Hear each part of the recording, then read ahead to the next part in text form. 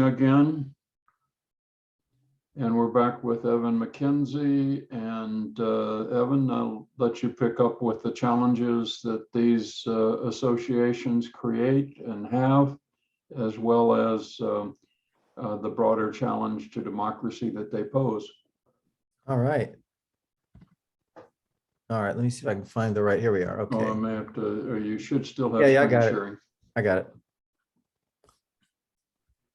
You should be able to see it now, Yes, okay? we can. So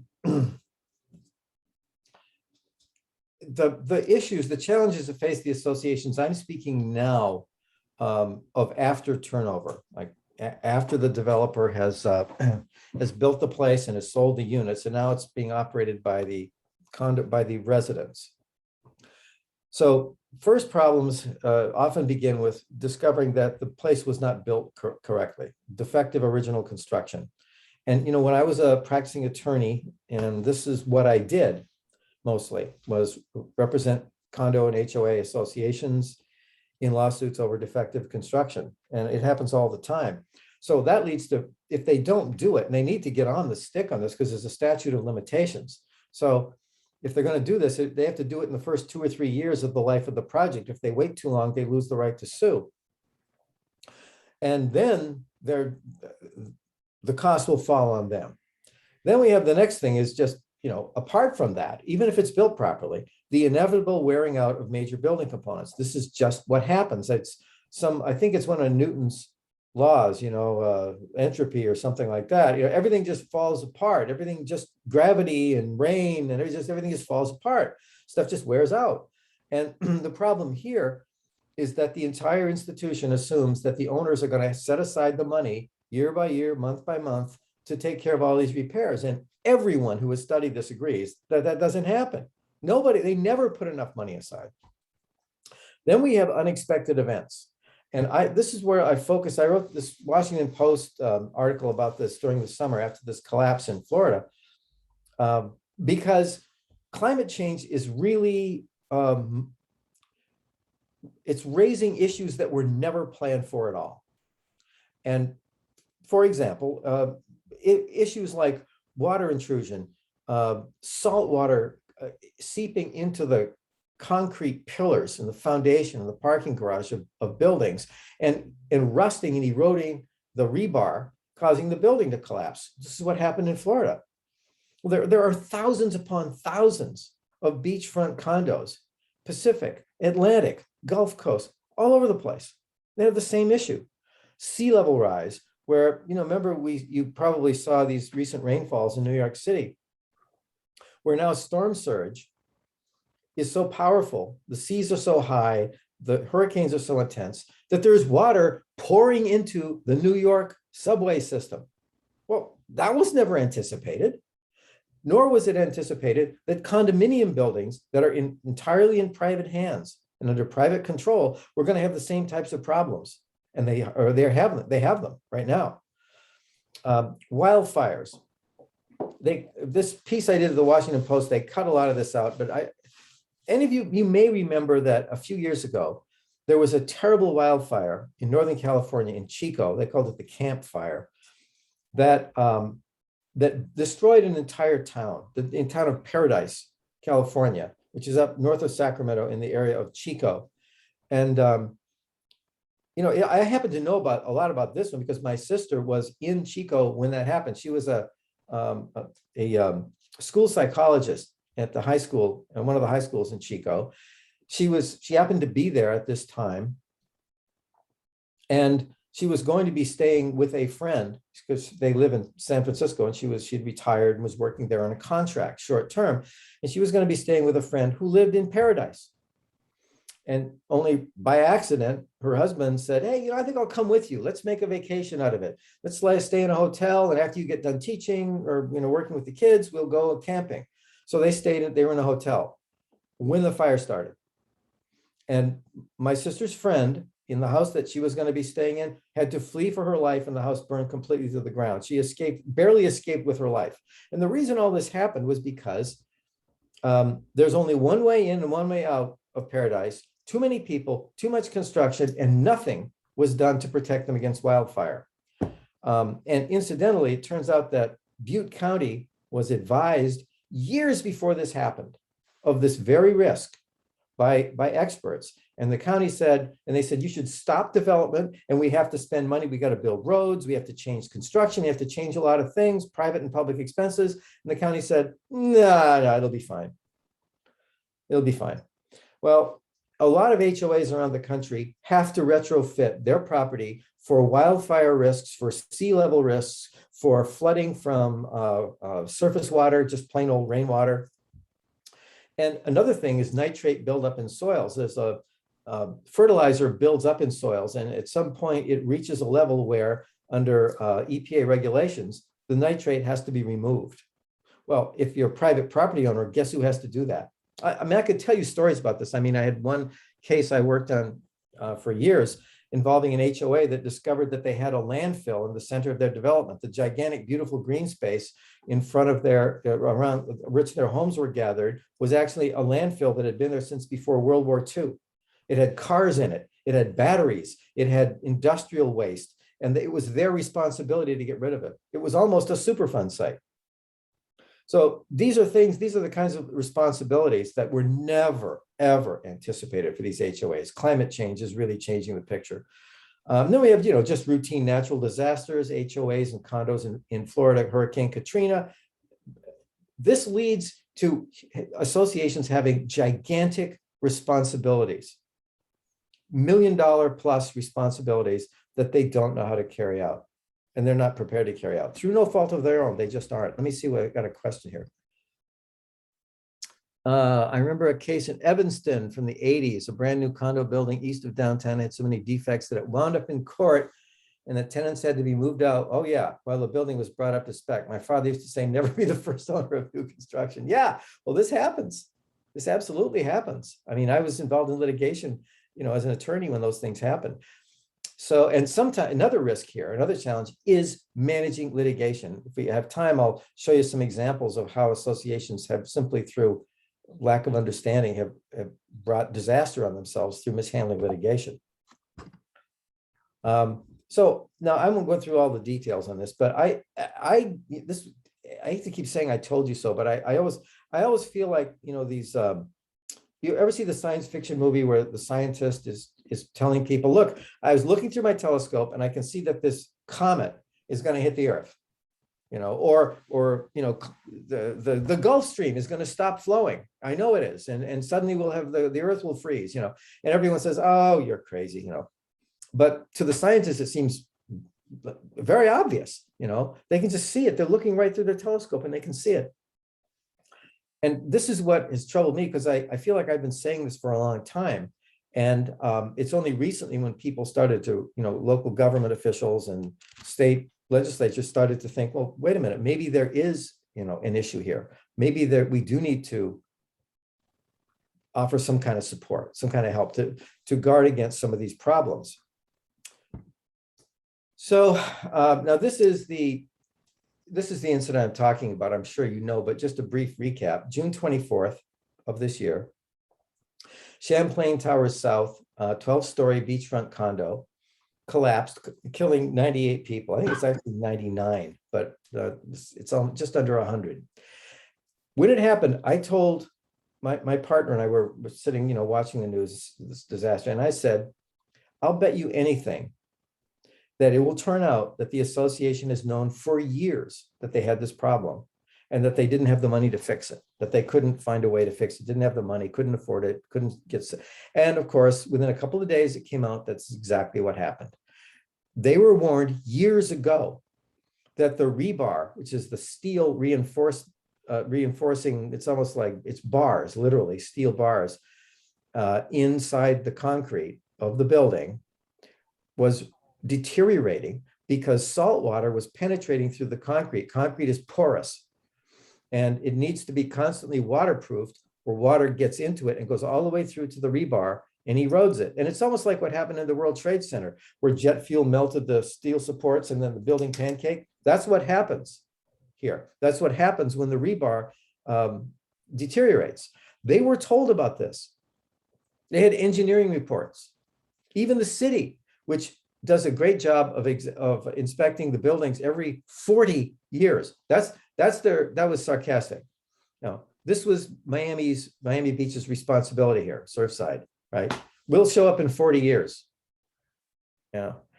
And the association was trying to raise money for the repairs. However, the problem was that the bill for doing these repairs at this point was so high that each unit, every unit owner would have been assessed somewhere between $70,000 and over $100,000 per unit.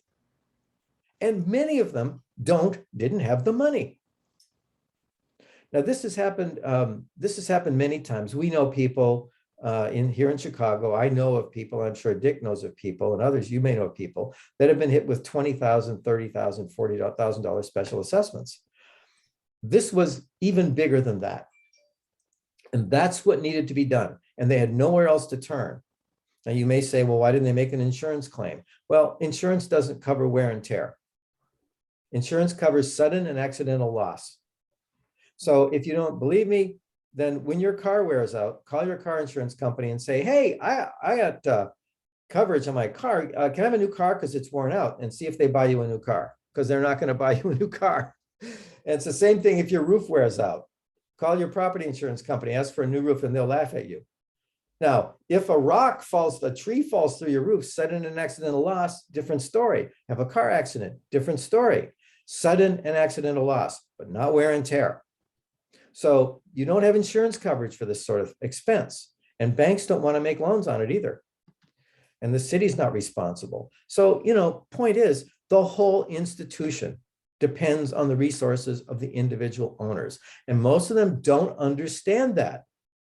And they also don't participate. And they often don't understand what the real costs are going to be. They don't even know how to find out what the costs are, so they can budget for them.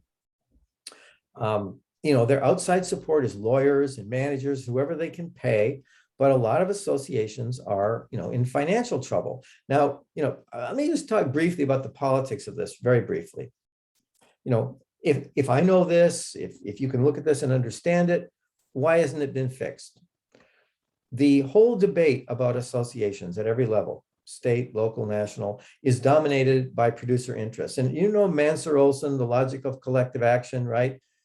Producer interests are always better organized than consumer interests, because the producers are few in number and each one of them individually has a lot of money at stake.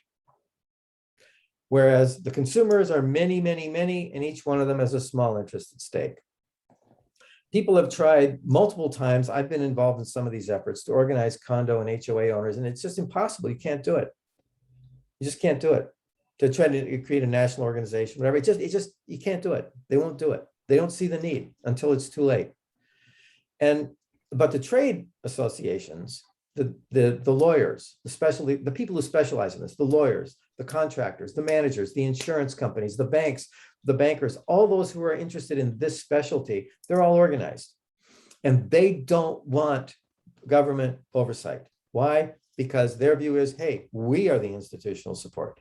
We are in charge of this sector, not government. We don't want government anywhere near it. Keep the government out. Worst thing that you can have. That's what they've always said. So, the conversation is all this privatism, market fundamentalism, the market will solve it. And so we have this laissez-faire approach that is, unfortunately, now I think, finally, being exposed as a bit over the top. Let's see. Rest expands and breaks the concrete from within. Exactly. That's exactly what it does. That's exactly the point. Gets right inside and rots the metal. So, and the big key problem here is we don't know. That is, governments, state and local governments don't even know, in most cases, how many associations, how much money, budgeting, reserve accounts, what's going on. They don't even know.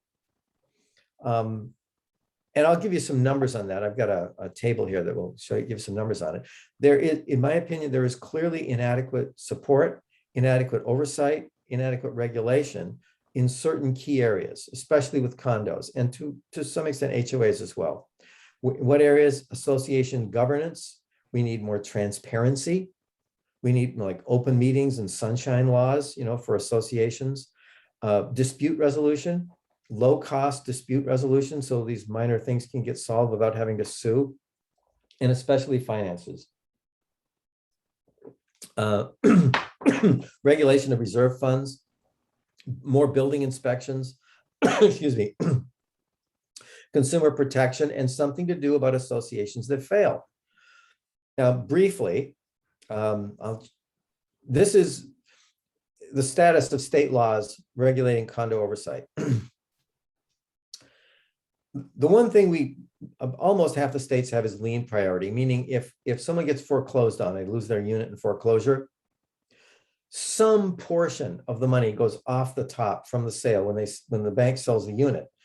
Some portion of that goes directly to the association, because without lien priority, they get wiped out. They don't get anything. The banks get everything. The first mortgage, the second mortgage, they take it all. The association may have a year of unpaid assessments. They get nothing. They just lose it. But with super liens, they're called, the association gets something off the top. In Illinois, they get up to 6 months of unpaid assessments. That comes right off the top before the bank gets their money. So that's a good thing. But there are only 10 states that even know how many condos and HOAs they have. 10 states. Only 8 require property managers to be licensed or certified. Only 7 require reserve studies. Now, a reserve study is where the association finds out what their situation really is. They have an expert who goes around, looks at the building. When is this going to break? When is that going to break? How much will it cost? How long is the roof good for? How much will it cost to get a new one? And gives you a recommendation about what your assessment levels should be, so you'll have the money in the bank when things wear out. That's called a reserve study. Only 7 states require that they be done at all. Associations in 43 states don't even have to hire an expert to find out what their financial situation really is. There are 5 states. I didn't put Illinois here. I should really include Illinois as having an ombudsman, but the ombudsman office in Illinois was created and never funded properly. So it doesn't even have a dedicated employee who really works there all the time. They're basically doing nothing. No state collects information on condo association or HOA finances. No state requires that information to be made public, except for purchasers who are under contract. So if you want to know what an association's finances are, you have to enter into a contract to purchase that unit, and then you can get the association's details. So I like this cartoon here, licenses. I'm a property manager. I handle millions of dollars for HOAs. I don't need a license. And there's, the person with the cosmetology license. And then this one, this cartoon, need money, broke, lost my home, wife left me, please help. Need HOA fees, broke, no reserves, being sued. So it's entering the popular culture. Now, key problem before I get into some of the stories here, I'll give you some stories. I think this will liven things up a bit, is to understand the reason why associations don't have enough money in the bank. And that is, nobody has the incentive to do it. Developers who were supposed to fund the assessments when they set the association up and before they leave, they try to keep the assessments as low as possible because it makes it easier to sell the units. So normally the association doesn't have enough money when they take over from the developer. And then the owners control their own level of assessments. And most people figure, why should I pay today to buy a roof for somebody else in 10 years? That's what they're thinking. They don't want to do it. And maybe they can't afford it, and they often don't understand how much it's going to cost because they don't get a reserve study done.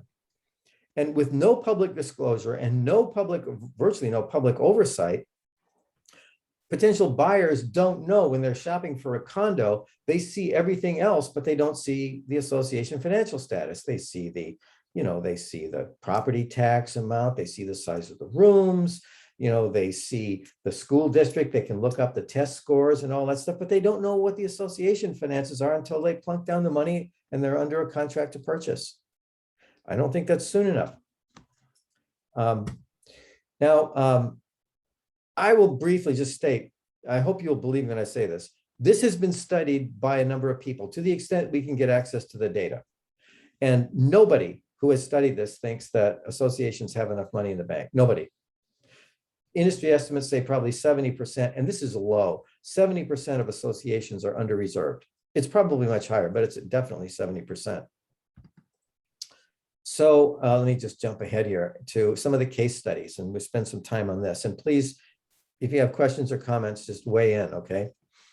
I've got a number of case studies here, some news articles from the DC area, some things that happened in California, Nevada, and Chicago. Kiplinger's and the Washington Post did separate studies of what's going on in the DC area. 70% of associations underfunded. Association Reserves that said this. This is Bob Nordland. I know him. We were talking just last week about these issues. He's really concerned about this issue, and he is trying to find a way to create a funding index that would be public, where we could look at a number, a rating, like a percentage number for association finances that really would be public. And this is an interesting, it's not a complicated thing he's trying to accomplish, merging many different data sources, but he's a very sharp guy. He's an engineer. Washington Post, many older complexes are in recession. I got this from a number of years ago when the recession was happening. And here's some pictures. So this is the type of thing, this is DC area. Pools closed because they can't afford to fix them. Stairways blocked off. As you can see, this is another one of these examples of failing concrete and water intrusion, closed tennis courts. And, you know, public officials are really concerned about it.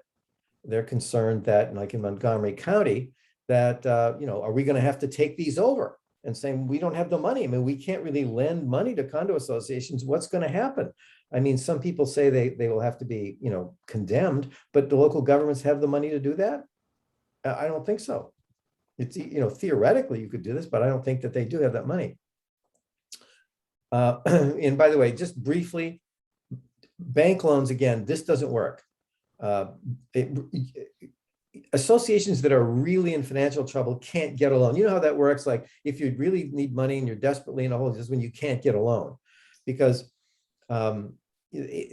associations that are in good financial shape, they can always borrow money, but the ones that really need it, they're at risk and the banks don't want to lend to them. And it's very difficult. And if they do, the loan is secured by the assessment stream, meaning if they don't pay, the association ends up having to pay, the bank takes over collection of the assessments, and the money goes straight to the bank, and the association organization is just cut out of the picture. It's really bad.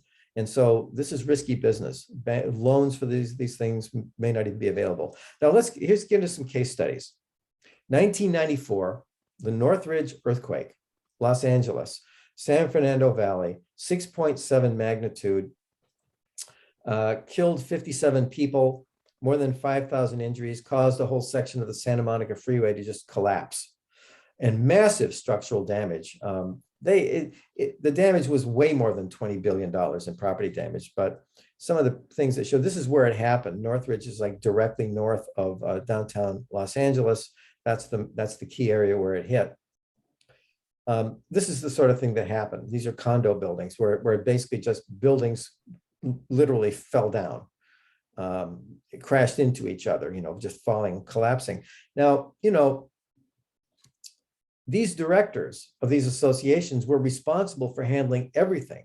Multi-million-dollar insurance claims if they had an earthquake insurance, dealing with contractors to rebuild places, you know, to the tune of many millions of dollars. And a lot of things went wrong. And from those episodes and the ones that went to court, we learned some things. The lesson, which I'm going to talk about these three cases, but the lesson is the owners are responsible, the owners, not the association. The owners are responsible for the debts of the association, and bankruptcy is really not an option. That's the bottom line here. So I'll give you La Park, Oak Park, Calabasas, and Kingsbury Court. La Park, what did they do? They're trying to do earthquake repairs, and the HOA was sued for trade libel. They got into a squabble with the contractor, which happens a lot. And he sued them for trade libel, for defaming his company, ZM Corporation. And he won a $6.6 million judgment against the association. Okay, libel is an intentional tort. You don't have insurance for intentional torts. It's for negligent acts. Not for, you can't like go punch someone in the nose and expect your insurance company, to bail you out on this. They might, but they probably won't. They don't have to. They tried going bankrupt. They discovered that doesn't work. They could not, they were going to lose control of the association. Ultimately, the association board of directors refused to assess the association members. They said, no, we're just not going to do it. We're not going to make them pay $6 million. We're just not going to do it. So what happened? The court put a receiver in charge of the association and made the members pay them their fees directly to the receiver, who sent the money directly to ZM Corporation to satisfy the judgment. And they ended up having all their utilities shut down, their pool closed, and were in desperate straits. The building was becoming a blighted situation. Now, what happened was an attorney who I happen to know, be friends with, a guy named Jim Lingle, who's an expert in this sort of thing at dealing with distressed associations, managed to negotiate a settlement from several insurance carriers. And it's a miracle. They did it as a business decision. There was no coverage, but they managed to get ZM to take $5 million. And the insurance companies agreed to pay something they didn't have to pay because the whole situation was making the industry look bad. And so everyone had an interest in making it go away. Yeah, Vijay, did you have a question? Go ahead. I was typing it in to the chat, but did the homeowners sue the HOA board after they paid whatever they had to pay for the HOA's liable? Yeah, that I think some of them did. In the cases that I'm going to describe, that is a common thing, that one or more of the association members will sue the board for what's called breach of fiduciary duty. And I'm sure you know what I'm talking about, Vijay. Yeah, they will sue them for breach of fiduciary duty, for failing in their duty to protect the property of the owners. And so you get a complex, it's not one suit. This is actually, each one of these is a complex of lawsuits where owners sue the board, and the board may file its own lawsuit, and it just gets really, really ugly. But yes, this is a common occurrence that they sue the board. I have a second brief question. Sure. So if these HOAs are very amateurish, can't we? Isn't one way to fix it is have the HOA hire I don't know, accountant, lawyer, whatever, and have them do the work? Well, kind of like you can elect the board, but have someone who knows do the work. And yes. Yeah. And, if the association has hired really good people, if they have a really good property manager, if they have an excellent attorney, usually they can avoid disaster. But because of the luck of the draw, sometimes they may be self-managed. They may not have a property manager at all. A lot of associations are self-managed. They don't have a property manager to advise them. And the attorney, sometimes, attorneys are expensive. And, $400, $500 an hour. And often the associations don't want to call them in, and they make decisions without legal advice. And another situation is the lawyer gives them bad advice. Now, one solution to this that has been proposed, which may be what you're suggesting, is professional board members, because like big business corporations will pay people to serve on their board of directors. They pay them, big corporations will pay people $20,000 a year to serve on their board of directors because they're smart, experienced people. And so with an association like this, you could, and this has been suggested for years, you could try to set up an arrangement in the governing documents to have a paid member of the board be on there, someone who's a professional in the field, who understands what they're doing, and it could help guide you against making bad decisions. Right now, I don't think the money is really there to do it. It has to be funded somehow, but theoretically you could. The problem is the way this institution works, and this is regulated this part is regulated from Fannie Mae and Freddie Mac all the way down. The people who serve on the board have to be owners. And so what I think would be helpful is to have one non-owner board member who's an expert chosen for expertise, like you choose an arbitrator from a company that has nothing but qualified, trained people. But you have to find a way to get an exception to the requirement that board members have to be unit owners. So there are potentially solutions if we start thinking about how to do it. One other example here, this is instructive, the Oak Park Calabasas case. They got sued for breach of contract. They got into a squabble with the contractor trying to save association money. He got a $7 million judgment against the association. Again, there's no insurance. Now, the good news is the first opinion says, well, he tried to collect directly from the owners. And the court said, no, you don't collect directly from the owners. They're not on the hook for the judgment. The judgment is against the association. But the problem is the owners are indirectly liable because the association is liable and the owners have to pay the judgment of the association. And that's the way it is. So they are not liable directly, but they're liable indirectly. Now, the association filed for bankruptcy, and there's a lengthy bankruptcy opinion that basically says the same thing that happened in La Park, that said, going bankrupt is not going to work for you people, because if you do, all that's going to happen is the court's going to take over your assessment power from you, and we're going to take every penny from the owners, except for enough to keep the lights on. Then we're going to take everything else. And so that's when the board says, okay, forget it. We don't want to go bankrupt. And the court ended up not approving a plan, but they did appoint a receiver who ordered special assessments and took the money from the association. They then had a squabble with their insurance company. They got a settlement from an insurance company for director and officer's liability, and they got slapped down by the Supreme Court for not using that properly. Again, the owners have to pay on penalty of foreclosure. And then a third case, the board went out and hired a special called an insurance adjuster, sometimes called a private adjuster or an independent adjuster, to help them in dealing with the insurance company and these earthquake repairs. And then they decided not to pay him. So he sued them.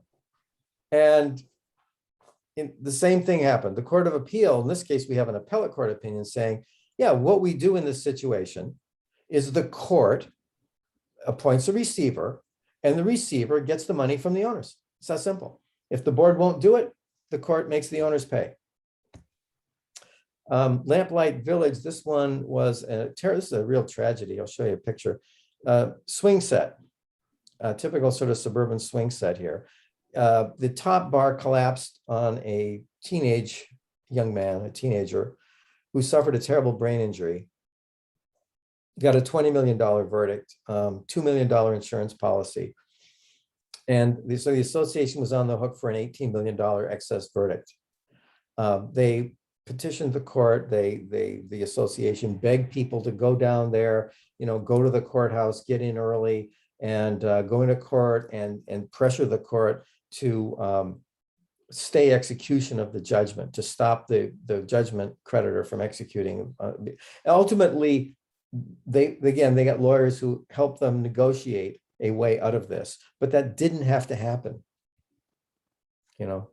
So this is, to me, is kind of a ticking time bomb. There are so many associations that are under reserved.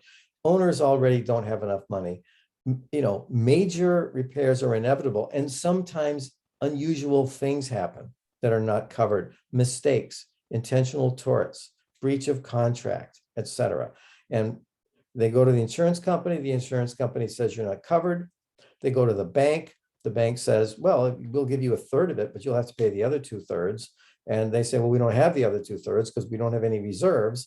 And then we get down to special assessments, which dumps the whole thing on the owners for money that they don't have, and then they have to be foreclosed on. So that's the situation that we see. Now, the other risk that can happen is failure of governance. That is, failure of the private government to do its job properly. In this case, failed elections. That charming gentleman there on the left is a man by the name of Leon Benzer. He was the leader, or one of the leaders, of a ring of at least 42 people, and probably many more, who took over 11 prosperous, large homeowners associations in and around Las Vegas. They used them like ATMs to make fraudulent insurance claims on their behalf. They stole $10 million from insurance companies, and they were going to steal another 60 when the FBI finally descended on them and arrested them. What this shows is that it's real easy to take over a homeowner association through rigged elections, because that's what they did. They rigged the elections, and they had no problem doing it. Now, this is how bad it was. These two attorneys on the left, David Amesbury and Nancy Kwan, these were prominent attorneys in the Las Vegas area. They committed suicide after being arrested in this case. This gentleman on the right is Steve Wark. He was the former chairman of the Nevada Republican Party. He did a year in federal prison because he was one of the people who did it. There were multiple retired police officers, one of whom also committed suicide. These were not, people who swept in from outside, from like the mafia or something like that from New York. These were people who were in the industry in the Las Vegas area who participated in the takeover, the largest white collar crime ring in the history of Las Vegas. That's what this was. And it was so bad, they actually got, I won't mention her name, but they actually got, there were allegations that a member of the Nevada Supreme Court was actually too close to this, put it that way, and that the U.S. Attorney's Office in Clark County was too close to it. And that's why President Obama and the Attorney General sent in prosecutors from DC to handle the case, because the people involved were so prominent that they had to bring in prosecutors from Washington, DC to handle it, to secure the convictions. Now, my point simply is the fragility of these governments, the fragility and the vulnerability of these governments to not just making mistakes, but actually being taken over, being subverted is quite real. Now, and I'm sure some of you know, I know Dick knows about what happened out in Dixon, where the comptroller of the city, was it Dixon? Maybe That's Dixon, Illinois. It was Yeah. Rita Crunwell. Right, that's the case. I mean, this can even happen in a municipality, right? But these associations are where they just steal millions of dollars from the municipality. In this case, they used the HOAs, they took them over with rigged elections and used them to steal money from insurance companies. Just really astounding. And here in Chicago, there are hundreds, and I'm talking probably about 300 separate condo projects that were set up to commit mortgage fraud. The U.S. attorney prosecuted over 200 defendants involving over 1,000 properties and over $300 billion in potential losses. What did they do? Basically, it started with what we would call slumlords. It started with apartment owners, people-owned apartments that were, with low-income tenants. They were bad buildings. These people conjured up a scheme by which they would, on paper, convert the apartment building into a condominium, except that they didn't really. They did all the paperwork. They got it legally turned into a condominium, but they didn't really do anything to the building. They used pictures from other buildings to make it look like these things were great. They would then essentially leave the low-income tenants in place, continue collecting rents from them, and they would pay appraisers to do fraudulent reports, and they would sell the units to straw purchasers. And some were sold to real investors, actually, who got bilked. But most of them were the units were sold to straw purchasers. So basically, you pay someone, let's say, $5,000 to pretend that they're buying Unit 101 in this building, right? You would do fake documentation of income, employment, wealth, etc., apply for a loan. The mortgage company employees in some cases were part of the operation, as were appraisers.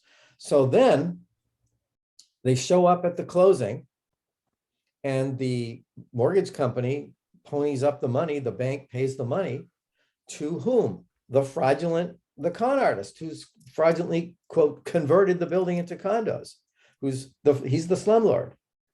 He gives his $5,000 to the, quote owner who disappears, takes his money and runs, and the fake condo converter gets $200,000 for the sale of the unit.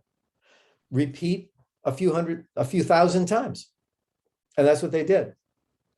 And it came to light when the city of Chicago began to see buildings that were in dilapidated condition, with people stringing electrical wires from the neighbor's, home over and bootlegging it from poles and things.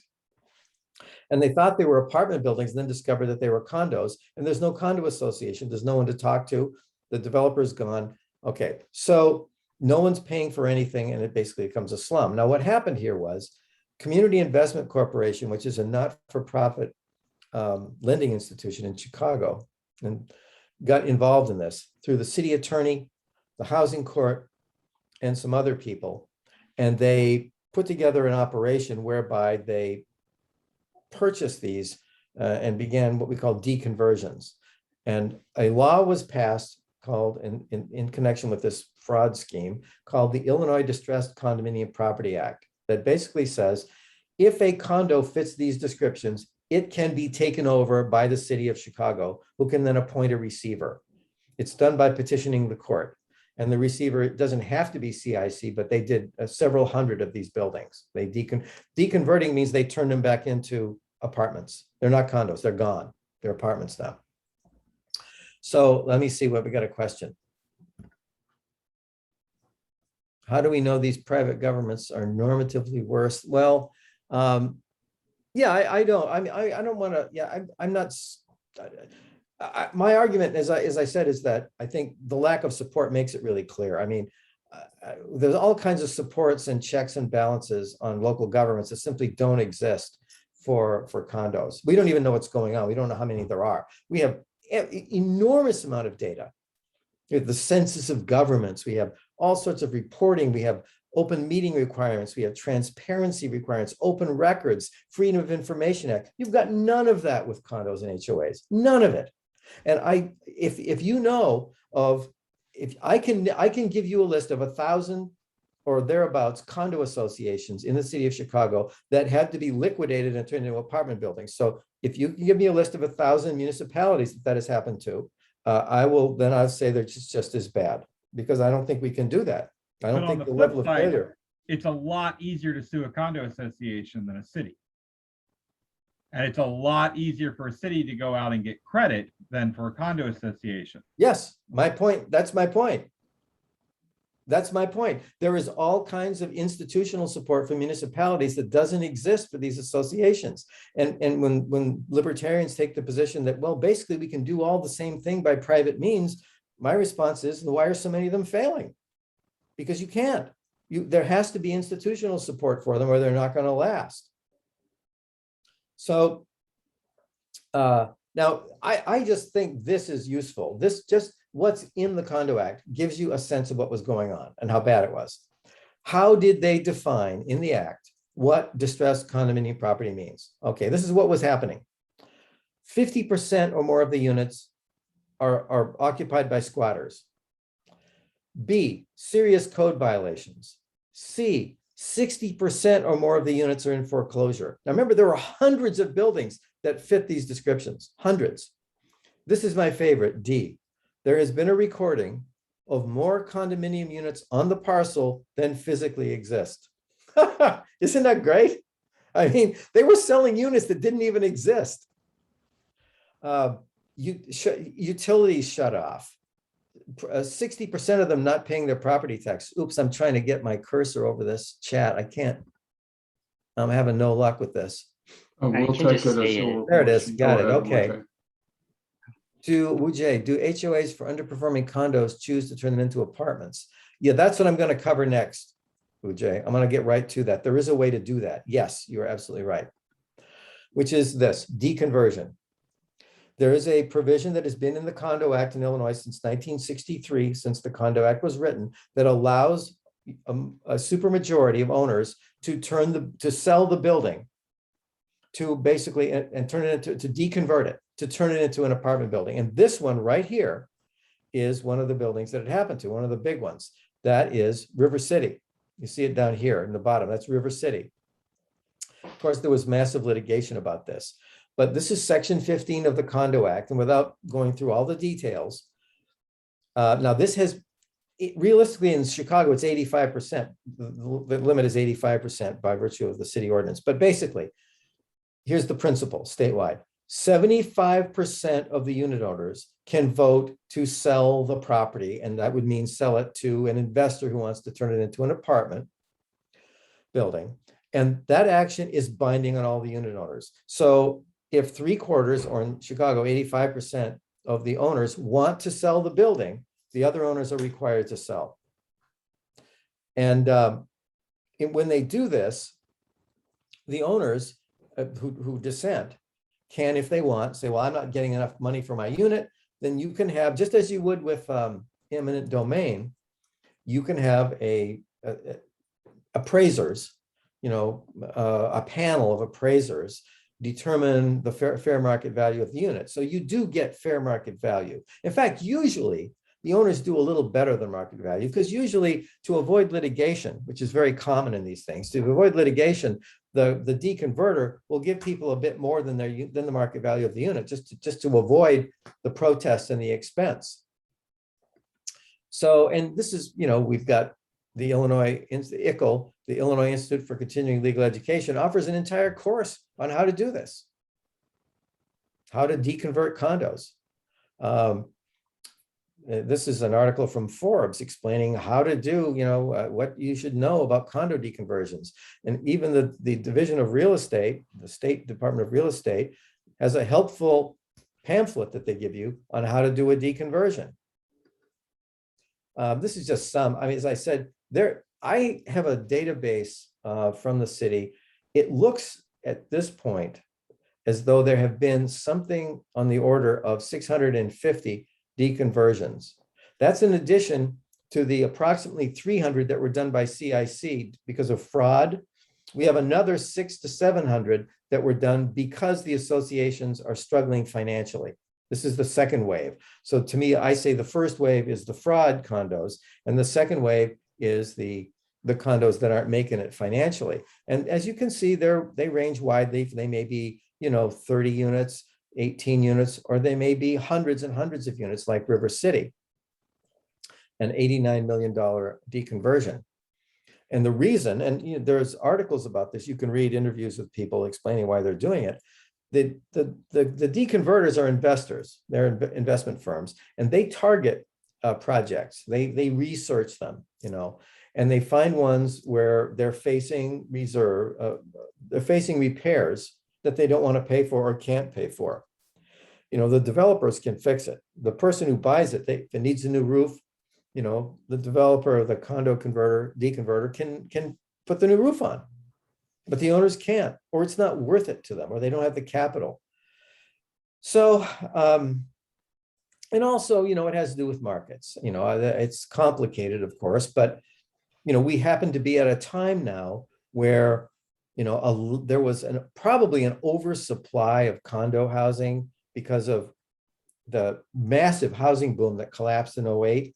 And maybe the market for apartments, people who just want to rent apartments, maybe can't afford a condo, but want to rent an apartment because of the economy, because of COVID, because of all these things, more people want to rent and fewer people want to buy moderately priced condos.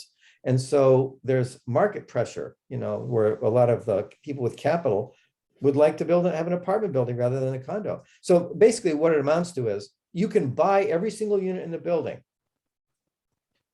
pay off all the owners, deconvert it, turn it into an apartment building, and sell it, turn around and sell it for more than you paid for the condo units. And that's what they do. So that's going on right now. Now, before I go any further, any questions about that? Any other questions? So these are great questions, by the way. Yeah, so Mitch, yeah. So when these deconversions happen, could you essentially pay off the board to help facilitate the conversion or the passage of a conversion vote? Yes, could and yeah, pay them and it has extra? happened. Yes. Yeah, okay. Yeah, it has happened. Yes, it has happened. And some of the lawsuits have been over that. There's been a lot of litigation over particularly the big ones. And these deconversions are going on in Oak Park, Evanston, or Yeah. different places. But a number of the lawsuits to block them have included allegations that board members were paid off. Yes. And Evan, if you looked at this from the 30,000 feet kind of view between private governments and public governments, what are the overall issues and how do you think they might be resolved in the next decade? Well, as I've been saying, I think there's a number of really big issues, but the one that I think is the most pressing, and it can definitely be solved, is these capitalization issues. I believe we could solve a lot of this, and I'm involved with some people who are trying to do this. I mentioned association reserves and others. But think about it this way. What if you had a website, the state of Illinois Department of Real Estate had a website, and we had a law, and the law says every association in the state has to get a reserve study done within 3 years, every 3 years. Now that's what's required in California and a couple of other states, but a reserve study every 3 years. And that reserve study has to be scanned and posted on the state website, so everyone can see it when they're shopping for condos. You have to post your budgets. They're going to be public. And we need to know what your plans are for following the recommendations of the reserve study. You could even have a simple number. I mean, what percentage, you could do a calculation. By what percentage have you reached in terms of reaching the recommendations of the reserve study? If they say you should have $1 million in reserves and you have 500,000, you're 50% funded. Just make it public. And if you made this public, then when people were shopping for condos, they could take this into account. And private firms could generate indices, and we could study them. We just know so much more, and it would create a positive incentive for associations to do the right thing. Because right now they have every incentive to not do the right thing, to not set aside the money. Imagine if your property values went up because you're assessing yourselves an extra $50 a month. And you could just, and so that it would reward the associations that are preserving the property in the long term and put pressure on the ones that aren't. I think that would be a really, really easy thing to do. It's just public disclosure. Put this all up on a government website. Just require people to disclose it. And the other question is related to this is, how big a danger is it for Evanston or the city of Chicago or wherever that many of these associations aren't properly governed and that their reserve funds are inadequate and that they might collapse and that the final group of last resort would be the city to take them over, like Yes. they did with the fraud cases. Right, exactly. That's exactly the issue. That is the problem. At some point, this becomes a problem for local government. Look what happened in Surfside in Florida. Is that not a problem for local government and state government? They're trying to sort it out. Florida politics are basically driven by real estate developers. No one can say no to real estate developers in Florida. They have everything they want. They're allowed to set up their own special districts. They're allowed to sell their own municipal bonds and pay themselves with the money from municipal bonds. They do all kinds of crazy things in Florida. And this is, one of the outcomes. It's just the Wild West, and they get a building falling out of the sky and killing people. Now, this is a huge problem for local government, right? And what I just showed you with Las Vegas, this is a problem for local government. With Chicago, 250 or 300 condos have to be taken over by the city. That's where it ends up. And there are other stories as well. There was one in the Sacramento area that a friend of mine, Tyler Birding, has written about at length. It was just a badly run condo. It began to deteriorate. It basically got taken over by gangs. And the city ended up having to literally condemn the place, buy it out, setting up a community development district and take it over. I mean, this is just, that's where it ends up. And I think some of those articles I showed you earlier basically say that. That's where it's going to end up. If these associations completely fail, if the private government fails, the public government is going to have to step in. Who else can do it? The market is not going to fix this problem. It's not Mitch, going to you be. had a question. What's that, Dick? Mitch had a question. Yeah, Mitch. Yeah, so following up on kind of the previous note, can we talk a little bit about mortgage companies and banks and the mortgages that they provide and why? Because I'm thinking you follow the trail. Down the line, if this kind of liability from an HOA or condo association comes down to the unit owners ultimately, doesn't that put the banks at risk of losing a loan in bankruptcy? And so why, from a private perspective, has that not been solved by a bank and the market? Yeah, it is. No, there's a bank here in the Chicago area that I've been talking with. Everything's kind of gone haywire because of COVID, but we were in talks about this, about trying to create a special kind of loan package that would be targeted at smaller condos for this type of thing. The problem right now, the way I see it, is that there's not enough of an incentive and there's no real mechanism for banks to fix this by themselves. However, I do think that the lending industry at the top level, like Fannie Mae, Freddie Mac, Ginnie Mae, the Veterans Administration, that's where the interest, I think, is. I was invited to give a talk. I gave a talk at Fannie Mae about this because they are concerned about this issue. And they're looking for solutions. They're looking for ways, and they're in large part want to protect the security of the banking industry when they do this. Because, Fannie Mae securitizes these loans. And they buy and securitize these loans. They're concerned about this. They don't want associations to fail. It's a real problem when they do. Individual owner fails, the bank can foreclose. The association fails, you got a lot of problems on your hands. A lot of problems on your hands. So they are interested in larger scale solutions. And if anything shifts, in the politics of this to make it happen, that's where it'll come from, in my opinion. Because at the state level, you go to the state legislature and it's all trade associations and it's all small ball politics about the title companies, the banks, the realtors, the developers, and you can't get anywhere with the Illinois state legislature, really, or Congress. You can't. But at the highest level, I think the GSEs may push for some kind of a solution to protect government and to protect their own interest, the interest of the banking industry.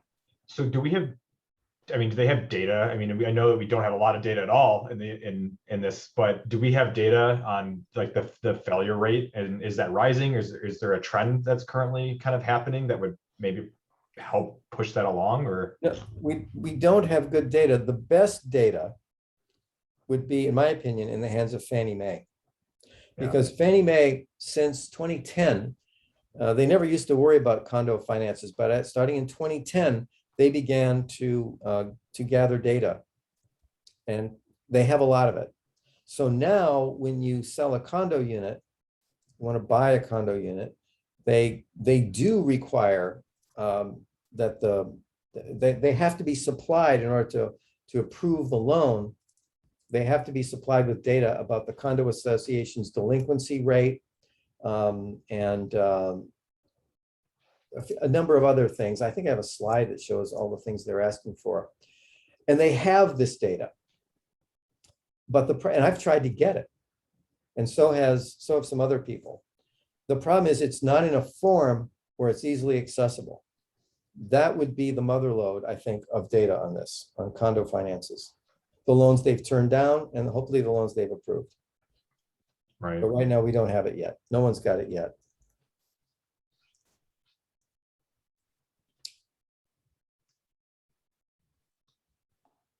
Other questions or comments? So now the question is whether we should go further, Dick. I have I can talk about one more thing, or we can stop and you can take up other issues with your class. Can you just give an overview of where all of this is, both the private governments? You didn't talk much about your private metropolis book beyond associations and so on. Yeah, that in that book, I talk about the use of special districts. Let me just briefly mention that. There are so many other private entities or quasi-public entities that are impinging on the functions and the powers of local governments that, we wrote a whole book about it. And, everyone knows about some of these stories, but it's, like the parking meter fiasco and privatization of water deals all over the country that are proven to be just terrible deals for governments. And we try to put this in a perspective and see it as a phenomenon that's going on not just in this country, but in other countries as well. Now, I wrote a chapter about special districts. Now we all know that special districts, special purpose districts have been around for a long, long, long time, water districts, fire districts, et cetera. And they have a perfectly good place a role to play in local governance. They really do. And in many cases, municipalities did not want to manage the water or the mosquito abatement or the fire or the libraries. And so they set up special districts with technical boards of directors, more specialized with a lot of knowledge. And they're often not one person, one vote. Sometimes they have weighted property-based voting, like water districts based on how much water you use, this sort of thing. And, fine, this is okay. But what has happened recently is that there have been state legislatures in a number of states have allowed for the creation of not single purpose districts, but multiple function special districts that can perform virtually all the functions of a local government, but it's not a local government, it's a special district. And I give a couple of examples in the state of Florida. Celebration, the Disney community near Orlando, is basically the Reedy Creek Improvement District, which is a special district that was created by the Florida State Legislature, and it's run by the Disney Corporation. And it's got an HOA and a special district, basically the same configuration. And so Disney can be an HOA of property owners when they want to, and when they don't want to, they can be a special district with all the powers of a government. These special districts can issue bonds that are run, they're government bonds, they're municipal bonds, they're tax exempt bonds, but the whole thing is done by a developer who owns their own government. And this is what they're doing in Florida. There are hundreds of these districts in Florida.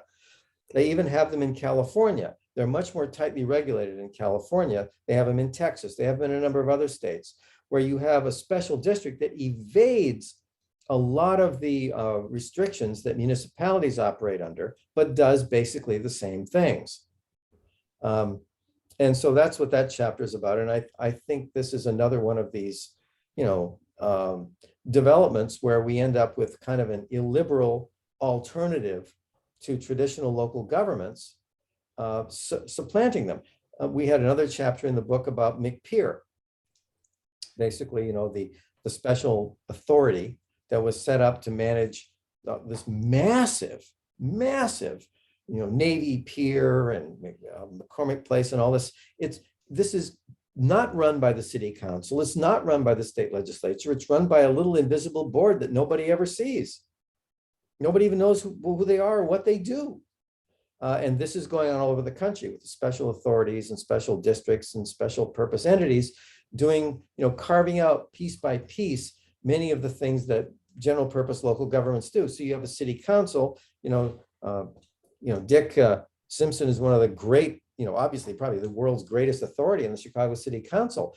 But, look what's going on. People getting nibbled to death by ducks at the side by all these special districts trying to carve out things that the city council, arguably could and maybe should be taking control over.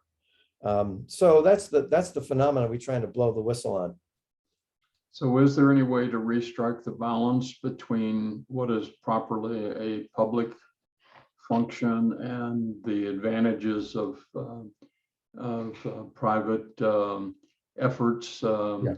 that in the private sector, even in the case of a condo, could in theory be a wonderful opportunity, a condo association and building. And, you know, maybe the city couldn't do it, maybe a bank wouldn't do it on their own as a private venture, but a condo association and Yep. can do it. So there obviously is a purpose for some of the private activities, but is there a way to regulate them properly? Is there a way to strike a different balance between the public and the private sector in terms of, particularly in terms of cities, which is what we look at in this course mostly? That's exactly what I'm writing about now. That's exactly what I'm talking about. That we don't, I mean, I don't want to go to some extreme where everyone lives in public housing, you know. I'm not trying to argue that. I think having a private real estate market is a good thing. It's fine. And, you know, we have a capitalist economy and that's the way it is. I'm not arguing against that at all, or private ownership or of real estate, not at all. In fact, I'm arguing that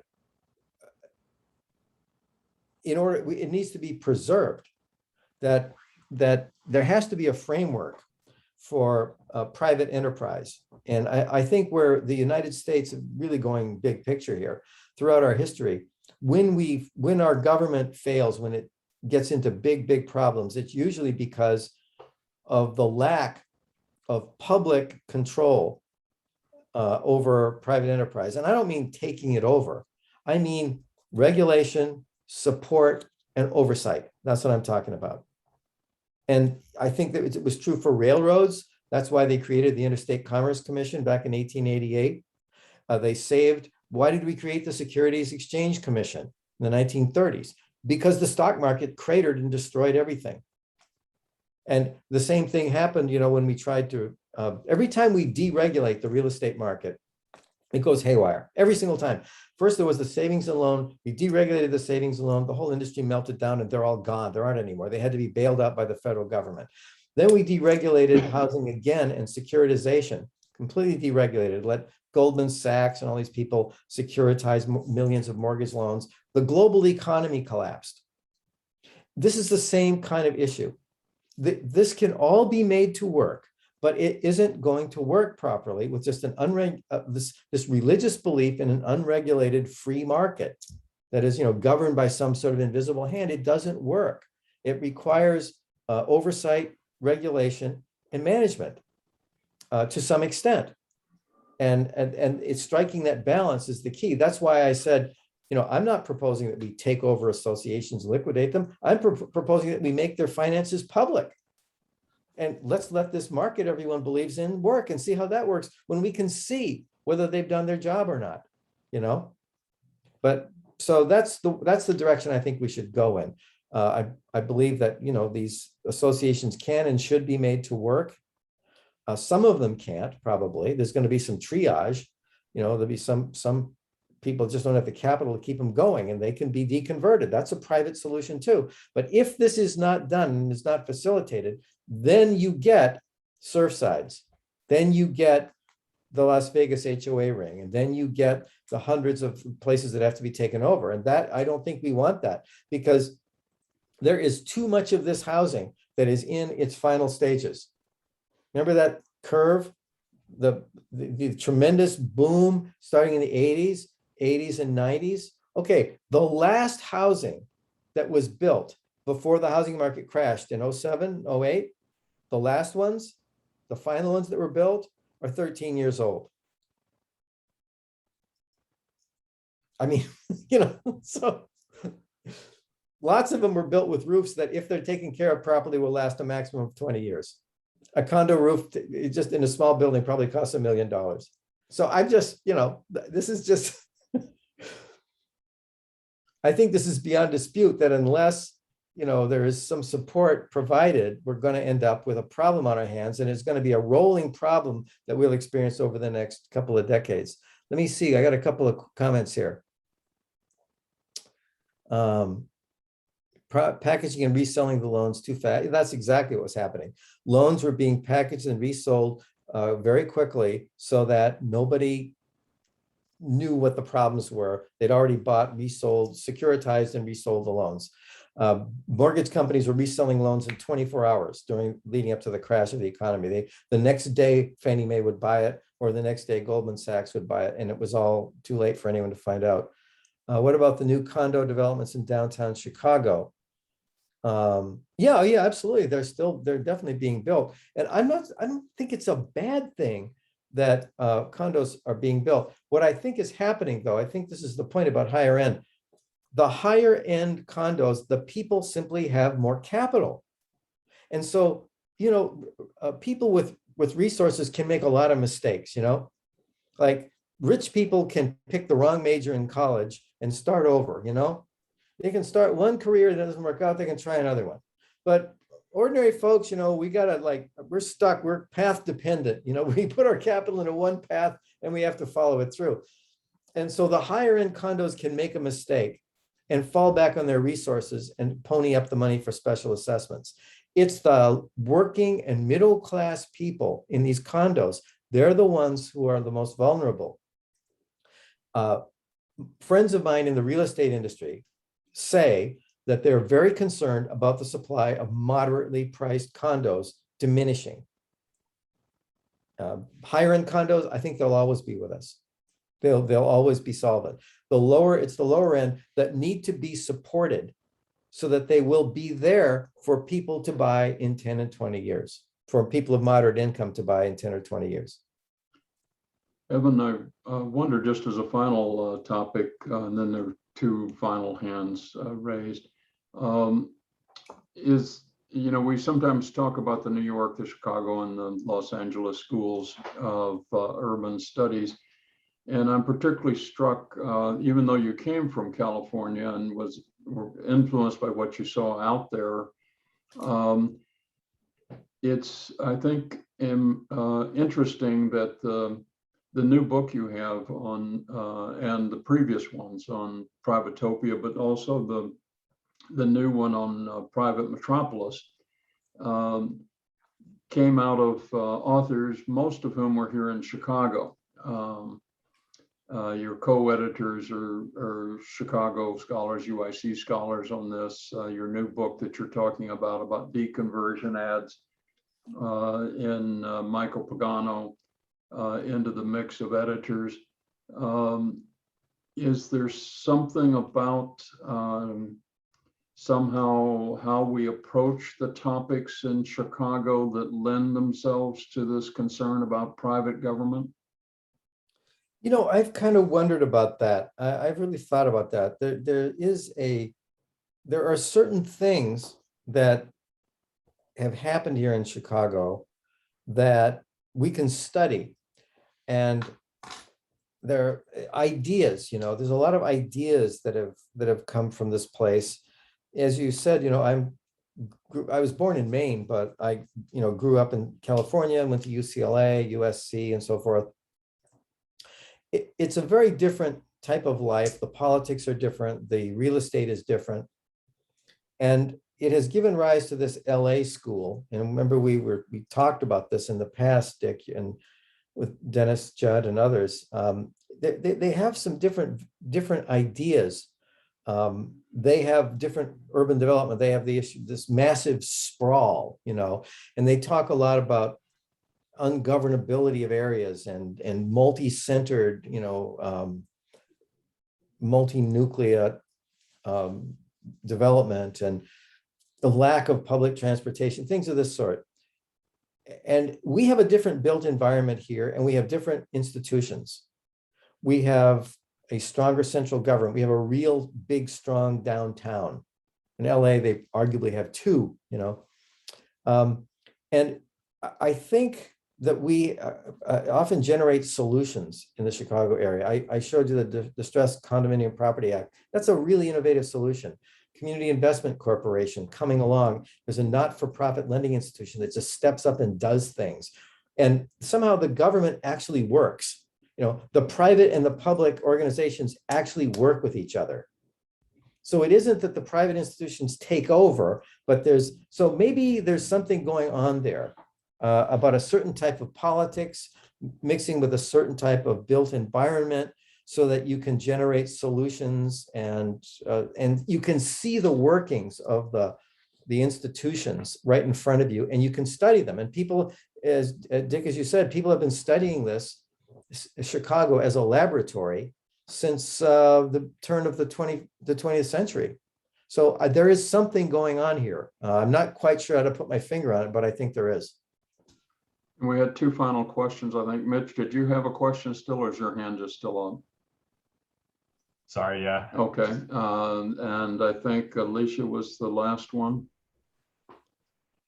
Yeah, about the new condo developments. The developments are definitely going to keep, they're going to keep building higher end condos. Absolutely. That is where there's a lot of life in the real estate market right now. I think the market for moderately priced condos is soft right now.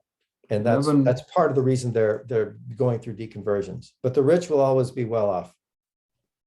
Evan, thank you so much for being with us tonight. All of those in the class are really appreciated, and congratulations on the new book and the book to come. And thank you for being with us. Any of the students who need to see me, I know Veronica does, and maybe a couple of the rest of you, we will be posting the talk today by the 25th Ward Alderman and the talk by the 32nd Ward Alderman in a week. But it's going to take me a little while to make it available to you guys. It is available for the Chicago Future class. Thanks again, Evan. Thank you. Well, thank you, Dick. And also thanks for all the great questions, Mitch, Wu-Jay, Daniel, Scott, Alicia, etc. All of you. Thank you so much for the great questions. Really good discussion, everybody. Thank you. My pleasure. Thank you, Evan. Yeah, thank you. So I'll stay for those that need to meet with me. Okay, I'll stop sharing the Yeah. screen and turn it over to you. There you go. Okay, thank you very much. Have a good night. Good night.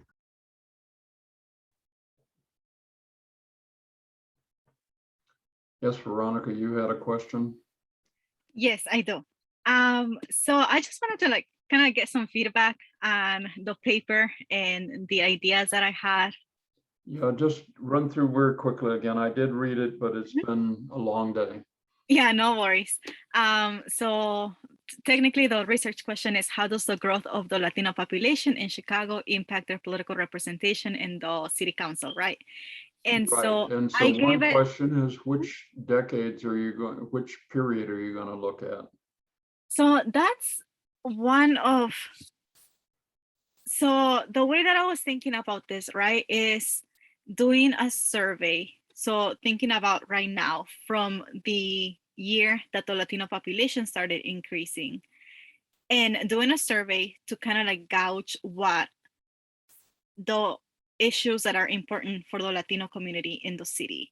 So And the then- population started surging in 1970, Mhm. 1980, and so forth. There was a population before, going back to the very early period of the city, the Mexican population, which has moved a little in Chicago and is still an important sub-community. But conceivably, you could do it starting with 1970, but I don't know whether your survey will get the information. We do have, in my reports and in the Rogues book, but particularly in my reports, you can trace how the aldermen voted. You can also tell how many Latino aldermen there are by decade. So you could do, each decade period. The elections aren't held on the, like 1970, they were held in 1971. And so each one is a little different. Most of them are. So anyway, you do it whenever the new city council was elected, would tell you, was there a change in the number of Latino aldermen? There were no Latino, basically, there were actually some very early precursors early in the 20th century, but basically there were no Latino aldermen until after 71. The first one was actually appointed in 79 by Jane Byrne. So you could even start in 1980 if you wanted. And then that became very controversial with the Harold Washington period, when more Latinos were elected in the remapping that was ordered by the courts. It gets a little complicated. There's no one place to easily look up what happened with the remapping cases. There was a remap case every decade. But essentially you could take, the first city council after the remap. Then you can actually look up how aldermen voted on issues, but that's not, the easiest would be not to look at individual issues, but to look at the Latino alderman and the percent support for the mayor, whoever the mayor was at the time.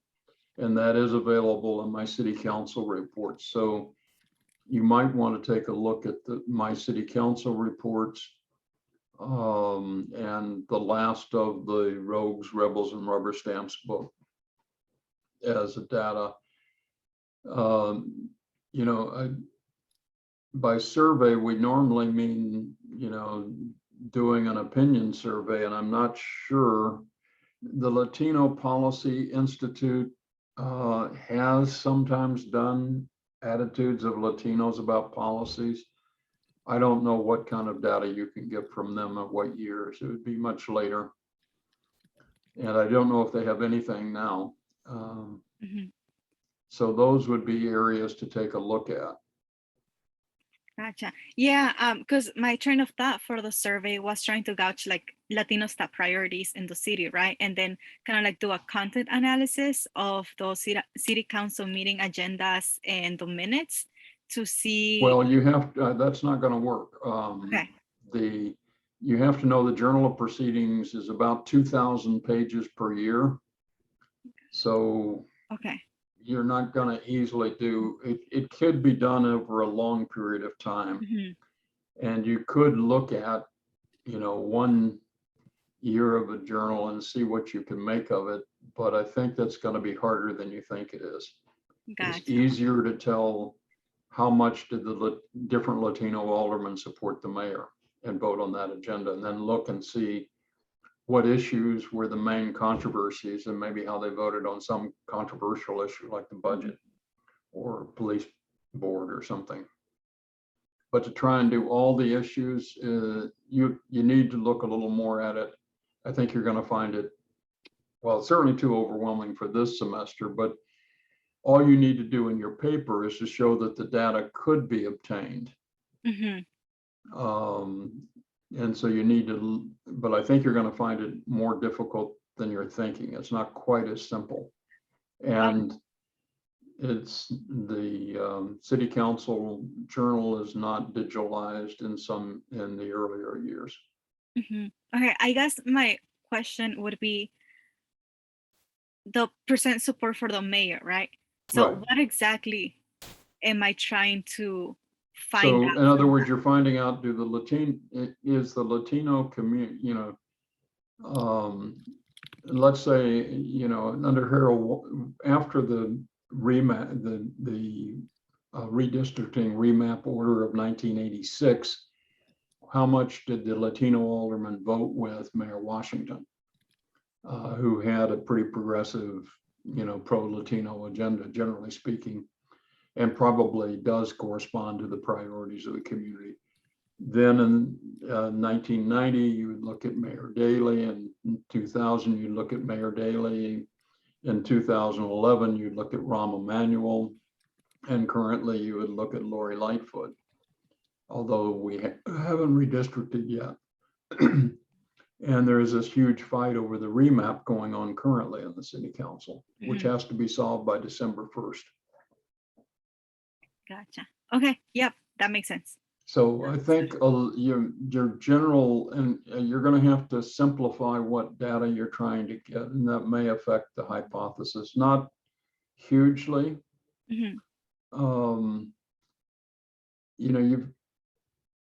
Let's take an example like the previous 25th Ward Alderman Danny Solis voted with Mayor Daley and Mayor Emanuel.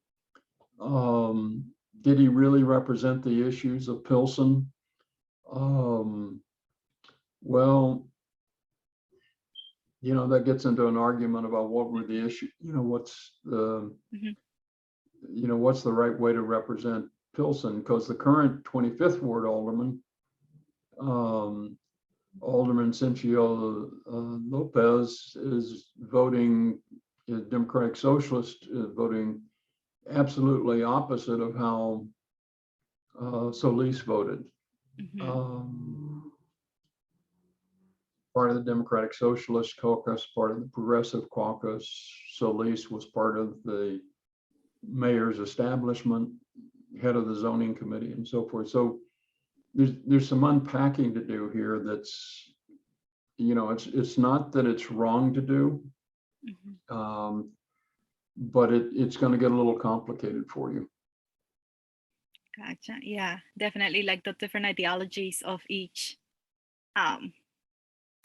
alderman, and then you get into like identity politics, right? Like, Right. and What even is the Latino interest in this case? I mean, exactly, and even so within if the they Latino do care community. about crime, are they happy with whatever the alderman is voting in the city council about Yeah. a bigger or smaller police budget and so forth? Mhm. Mhm. Yeah, definitely.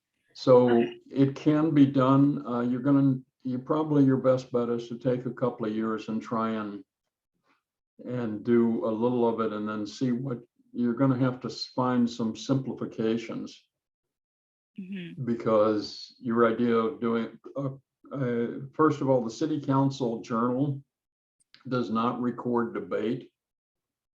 So if you're going to do a qualitative analysis of this debate in the city council, you can't get it from the journal. You can get the law from the journal, Mhm. and you can get the roll call vote from the journal, which is what we've already done for you by doing our reports. You know, but getting now a little more familiar with whether the data can be used to either prove or disprove your hypothesis. So you've got a general research question of something like, are Latinos well represented in the city council? But I'm not sure it's not an if-then statement. Well, I guess it is. You're saying if the Latino population goes up, they'll be better represented in the city council. You have to spell out what better represented means. Mhm.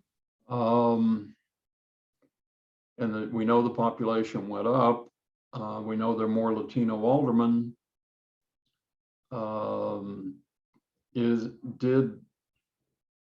they representing the Latino community first?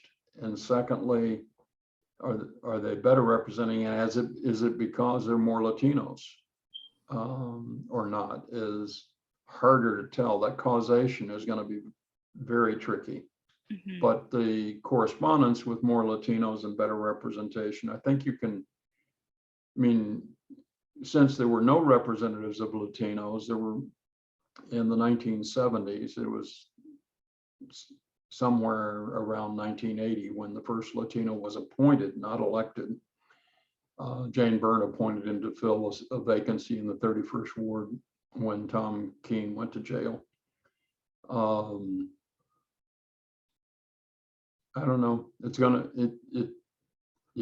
certainly better now, and there is a fight going on currently this minute in the city council over how many Latino aldermen there should be. Mhm. But there are a bunch of issues you're going to have to unravel. But you're on the right track. The general direction is good. Okay. Okay. Yep, that sounds good. All right. Take care. All right. Thank you so much. Have a good night. You too. Bye-bye. Bye-bye.